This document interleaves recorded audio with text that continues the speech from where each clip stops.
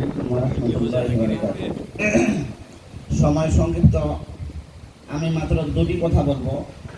এক নম্বর কথা হলো, অনেক সময় মানুষ আমাদের কওমি মাদ্রাসার ছাত্র হুজুর বা এর নাম শুনলে মনে করে খয়রাতি, এদের মনে হয় কিচ্ছু নাই, একবারে নীরব নিস্তব্ধ গরিব এতিম। এই জন্য আমাদের যেটা প্রয়োজন সেটা হলো খেদমতের পাশাপাশি আর্থিকভাবে আমাদেরকে স্বচ্ছলতা অবলম্বন করা, স্বচ্ছলতা হাসিল করা, বৈধভাবে বিভিন্ন ব্যবসা বাণিজ্য। এবং দ্বিতীয়ত আরেকটি বিষয়, সেটি হলো যে আমরা অনেক সময় এই যে সভা করি, এটা আমাদের বিশাল একটা প্ল্যাটফর্ম।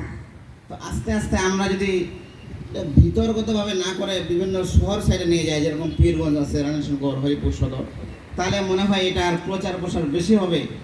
আর আরেকটা বিষয়, আমরা অনেকেই সদস্য আছি বা হই নাই হব, আমাদের অনেক সময় মনে আঘাত লাগতেই পারে বিভিন্ন কাজের ক্ষেত্রে। এই জন্য যার যেখানে কষ্ট, যেটা কষ্ট, আমরা আমাদের উপরের লেভেলের যারা উচ্চ পর্যায়ে আছেন তাদেরকে ইসলাহের নিয়তে মনের কষ্টটা বলে দেওয়া, তাহলে কিন্তু এটার মধ্যে ফাটল ধরবে না। আল্লাহ তাআলা আমাদেরকে আমল করার তৌফিক দান করুন। আসসালামু আলাইকুম ওয়া রাহমাতুল্লাহি ওয়া বারাকাতুহু।